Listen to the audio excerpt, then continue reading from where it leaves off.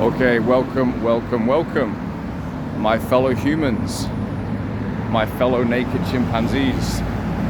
Welcome to another day. It's a sunny day, and I'm out walking and talking, probably looking like a lunatic.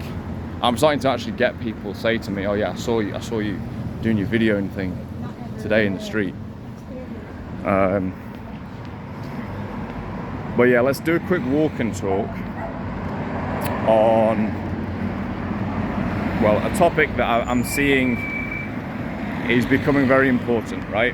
It's becoming very important. Guys talking about how self-conscious they are, how self-this, how nervous they are, all these goals, all these breaking through limiting beliefs and all that. Sure, I get some of that, not all of it, some of it.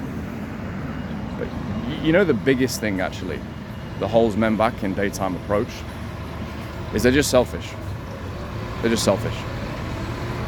Same thing that holds people back in business, same thing that holds people back in general. They're just selfish. Basically, they're just selfish. Yeah? There's no generosity. It's all me. Yeah? It's literally like a homeless person going up to... When you're going with that attitude, it's the same as a homeless guy coming over to you being like, "Mate, can you give me a quid? Can you give me a quid?" And you're thinking, honestly, dude, why? Why should I?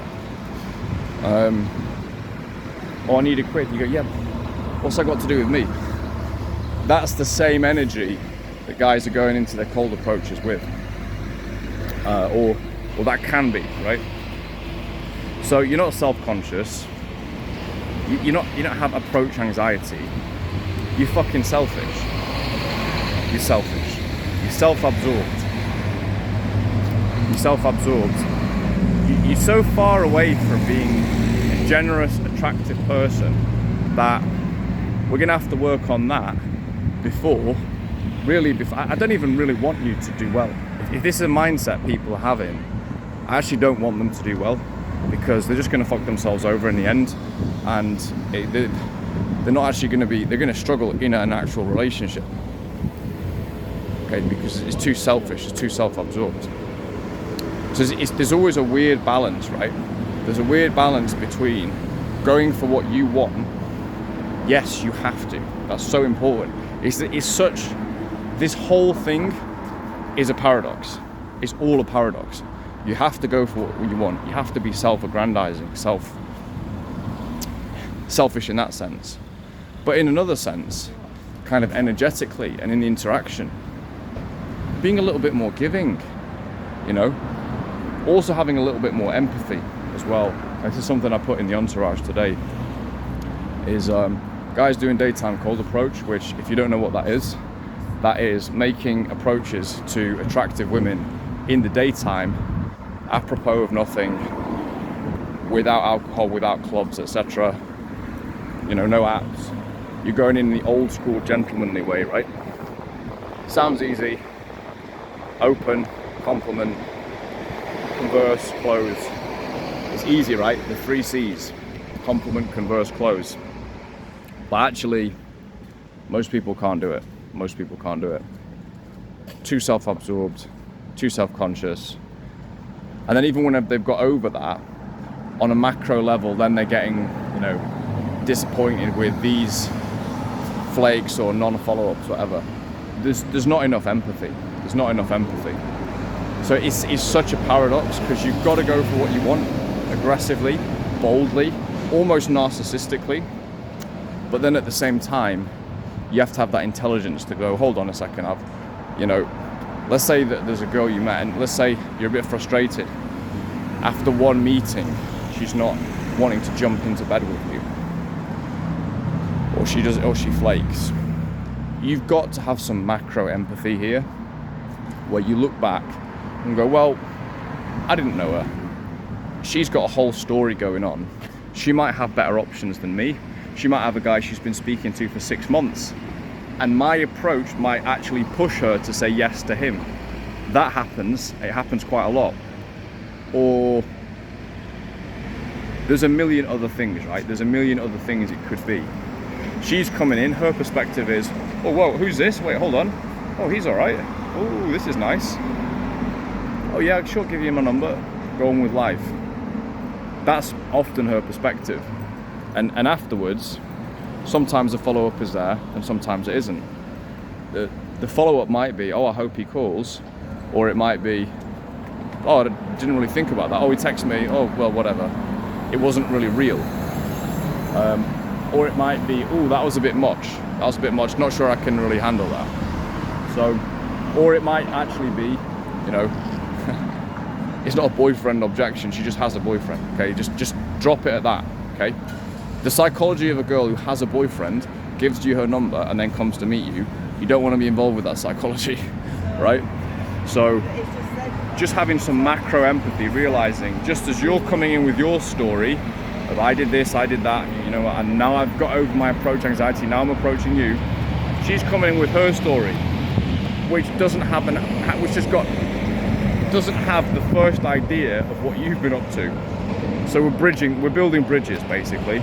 We're building bridges. That's all we're doing with this.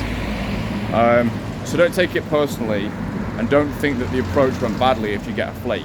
Quite the contrary.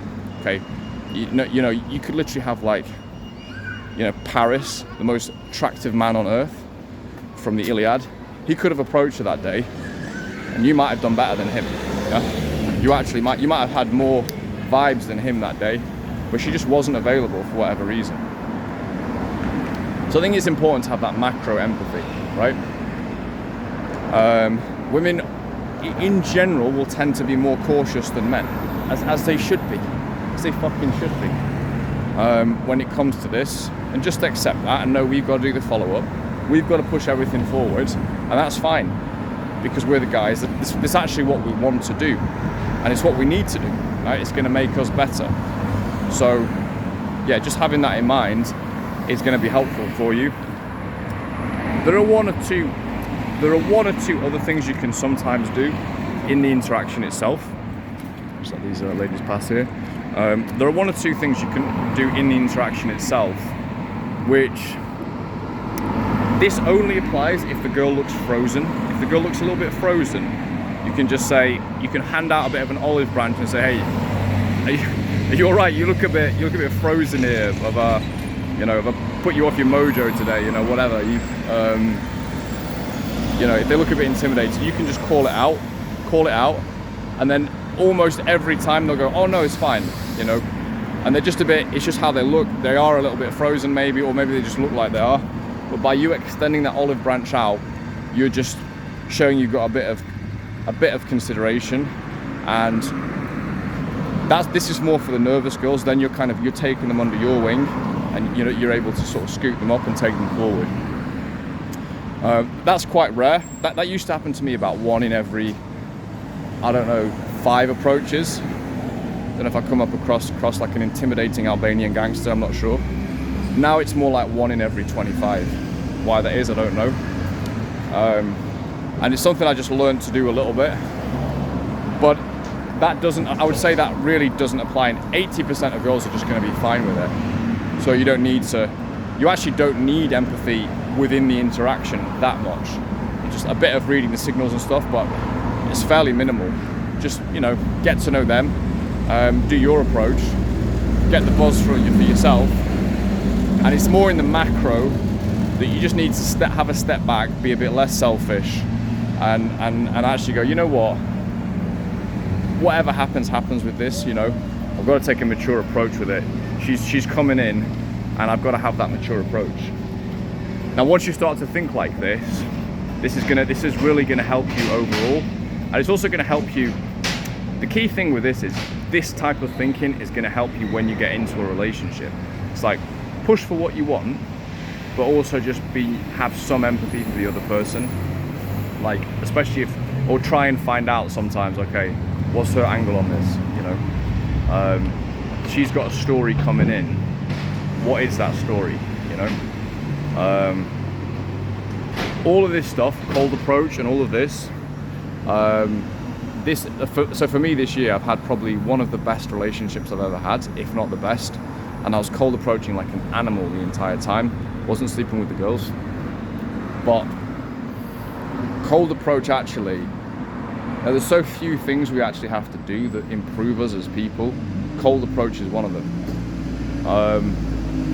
So it's actually made me a much better person in relationships as well.